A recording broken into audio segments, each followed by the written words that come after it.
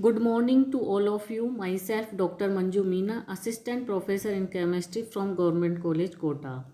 आज हम BSc part third में यूनिट 5 के अंतर्गत सिंथेटिक पॉलीमर्स अर्थात संश्लेषित बहुलकों के बारे में अध्ययन करेंगे।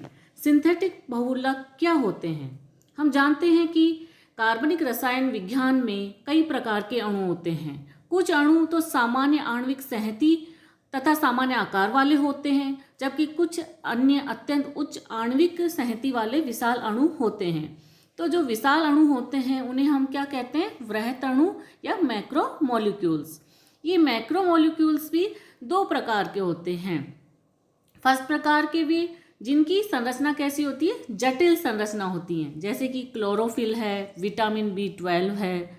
जबकि दूसरे प्रकार के मैक्रोमोलिक्यूल कौन से होते हैं? जो कि सामान्य व सरल संरचना वाली कई इकाइयों के परस्पर संयुक्त होने से बनते हैं। ऐसे अणु को हम क्या कहते हैं? बहुलक या पॉलीमर्स कहते हैं। पॉलीमर्स ग्रीक वर्ड में पॉली का मीन्स क्या होता है? बहुत। मर्स का मतलब क्या होता है? इकाइयाँ।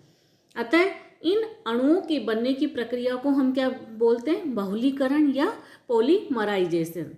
तथा इनकी सरल इकाइयों को हम एकलक या मोनोमर कहते हैं। जैसे कि एथीन के एन एकलक अणु या मोनोमर आपस में ऑक्सीजन एवं हाई प्रेशर की प्रेजेंस में पॉलीमराइज होकर क्या बनाते हैं? पॉलीएथिलीन बहुलक। किसी अणु की जो बहुलक होता है उसकी हम तुलना किससे कर सकते हैं? मालगाड़ी से, जिसमें कि एकलक इकाइयों के रूप में बहुत सारे वैगन लगे हुए होते हैं। बहुलक प्रकृति में भी बनते हैं और मनुष्य के द्वारा संश्लेषित भी होते हैं। तो जो बहुलक प्रकृति के अंदर निर्मित होते हैं उन्हें हम क्या कहते हैं? नेचुरल पॉलीमर्स या प्राकृतिक पॉलीमर कहते हैं। जैसे कि स्टार्च है, सेलुलोज है, प्रोटीन है, प्राकृतिक रबड़ आदि। इन सब का निर्माण बायोसिंथेसिस द्वारा वनस्पति अथवा जीव जंतुओं के द्वारा ऑटोमेटिक या स्वतः ही होता है। जबकि कुछ ऐसे बहुलक होते हैं जो कि हमारे द्वारा प्रयोगशाला में संश्लेषित किए जाते हैं। इन बहुलकों को हम क्या बोलते हैं? Synthetic polymers. इसके एग्जाम्पल क्या हैं? नायलॉन है, बेकेलाइट है, कृत्रिम रबड़ है, विभिन्न प्रकार के प्लास्टिक आदि। इन प्राकृतिक तथा संश्लेषित बहुलकों का हमारे जीवन में अत्यधिक महत्व है, क्योंकि हम अपना एक भी दिन इन बहुलकों के उपयोग के बिना नहीं गुजार सकते। हमारे पहनने के कपड़े, ब्रश, कंघी, साइकिल, स्कूटर, गाड़ी, हवाई जहाज, रेडियो, टेलीविज़न, टेलीफोन, बच्चों के खिलौने हैं, सोफ़ा सेट, रसोई में कई बर्तन, बाल्टी, मग, साबुनदानी आदि कोई भी वस्तु इन बहुलकों से अछूती नहीं है। अतः हम क्या कह सकते हैं कि इन बहुलकों का अध्ययन हमारे लिए अत्यंत महत्वपूर्ण होने के साथ साथ रोचक भी है। अब है बहुलक में प्लास्टिक एवं रेजिन। क्या होते हैं प्लास्टिक या रेजिन्स? तो प्लास्टिक हम उन संश्लेषित बहुलकों को कहते हैं जो कैसे होते हैं? चिकने होते हैं, कठोर व मजबूत होते हैं।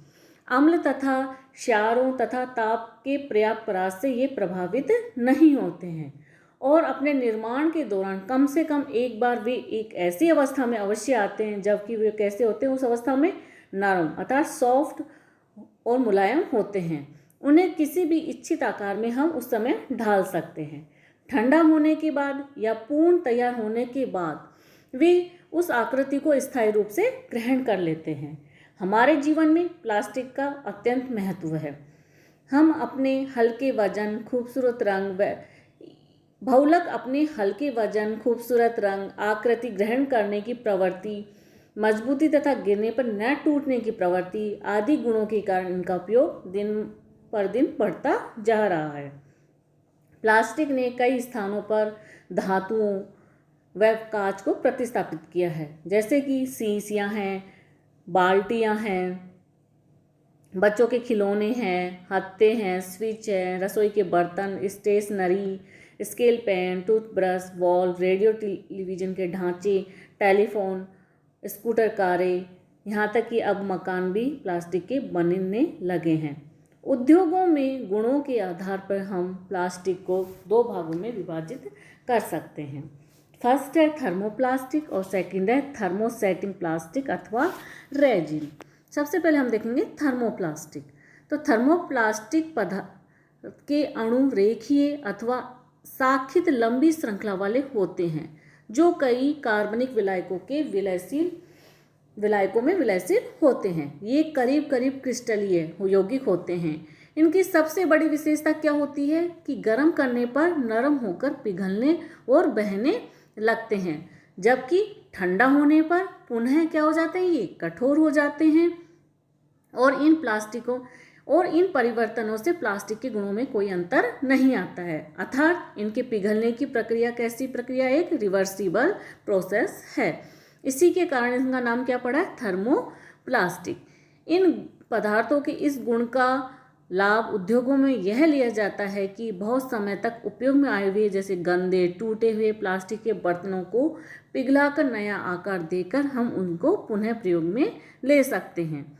कुछ थर्मोप्लास्टिक का उपयोग रेशों के रूप में भी किया जाता है, जैसे कि नायलॉन, पॉलीएथिलीन, पॉलीवाइनिल क्लोराइड, पॉलीस्टायरीन आदि इस प्रकार के प्लास्टिक के उदाहरण हैं। सेकेंड हम देखेंगे थर्मोसेटिंग प्लास्टिक अथवा रेजिन।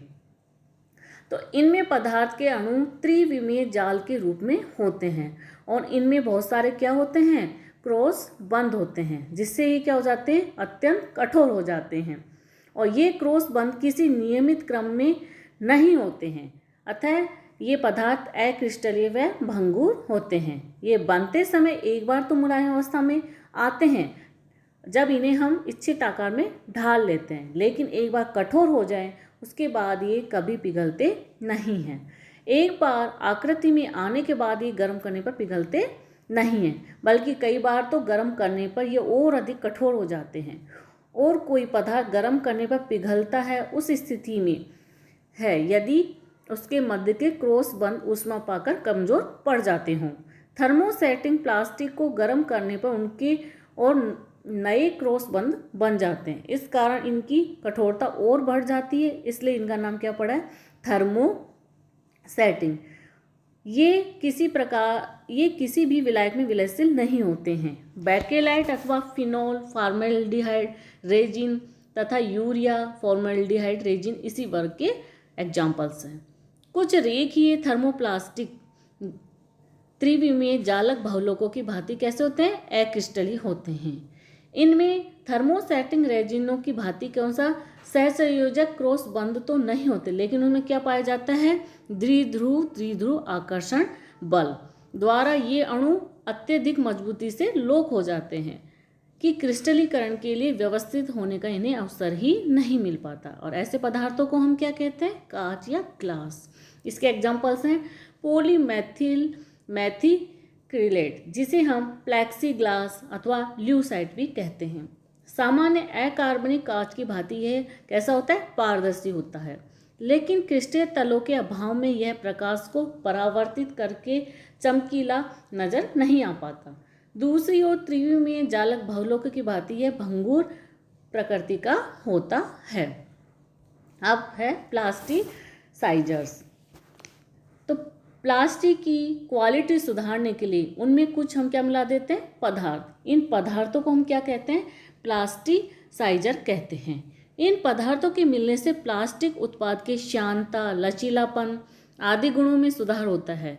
कई प्लास्टिक काफ़ी उच्च ताप तक गर्म करने पर भी मुलायम नहीं पड़ते, जिससे उनका प्रयोग करने में कठिनाई रहती है, लेकिन प्लास्टिसाइजर मिलाने से वो कैसे हो जाते हैं, मुलायम हो जाते हैं और उनसे विभिन्न आकार की वस्तुएं बनाना आसान हो जाता है। जैसे पॉलीवाइनिल क्लोराइड अत्यंत ही कठोर प्लास्टिक पदार्थ होता है, लेकिन यदि हम इसमें थोड़ी मात्रा में क्या मिला दें, ट्राइक्रिसाइल फॉस्फेट, तो ये पदार्थ रबर जैसा मुलायम हो जाता है।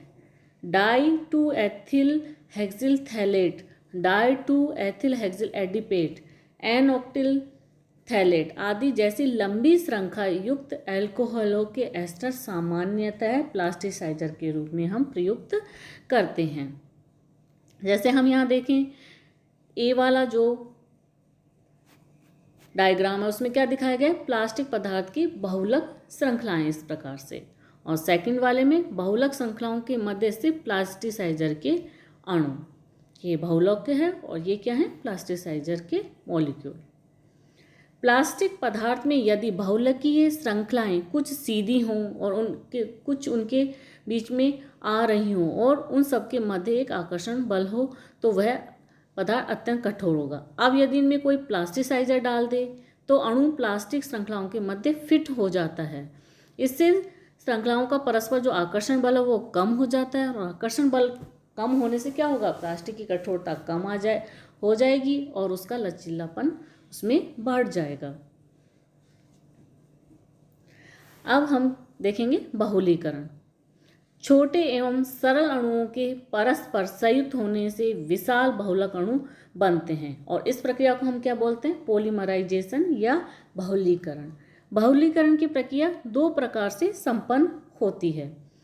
फर्स्ट है योगात्मक बहुलीकरण। इसमें क्या होता है, इसमें अवयवी असंतृप्त अणु परस्पर जुड़ते जाते हैं और कुछ इसमें से कोई मॉलिक्यूल इसमें से निकलता नहीं है। दूसरा संघनन बहुलीकरण। इसमें अवयवी अणु जल अथवा अन्य किसी छोटे मॉलिक्यूल के निष्कासन के साथ परस्पर जुड़ते जाते हैं। अब हम देखेंगे सर्वप्रथम योगात्मक अथवा श्रृंखला बहुलीकरण।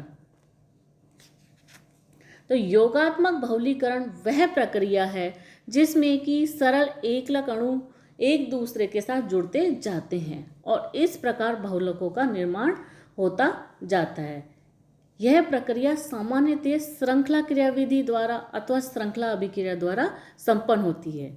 इसी कारण योगात्मक बहुलकों को श्रृंखला वृद्धि बहुलक या चैन ग्रोथ पॉलीमर्स भी कहते हैं। इन अभिक्रियाओं को प्रारंभ करने के लिए प्रारंभक पदार्थ या इनिशिएटर की आवश्यकता पड़ती है। इस इनिशिएटर का कोई क्रियाकारी कण क्रियाकारक अणु के साथ क्रिया करके उसे क्या बना जाता है, सक्रिय मॉलिक्यूल बना देता है और इस प्रकार इसमें एक श्रृंखला बन जाती है जिसमें कि क्रियाकारी कण धनायन, ऋणायन अथवा मुक्त मूलक में से कुछ भी हो सकता है और इन कणों की प्रकृति के अनुसार ही इन अभिक्रियाओं को दो प्रकारों में वर्गीकृत कर सकते हैं। पहली कौन सी है, मुक्त मूलक, दूसरी है आयनिक। सर्वप्रथम हम इसमें किसका अध्ययन करेंगे, मुक्त मूलक वाइनिल बहुलीकरण। नेक्स्ट वीडियो में हम देखेंगे कि मुक्त मूलक वाइनिल बहुलीकरण प्रक्रिया किस प्रकार से संपन्न होती है। Thank you.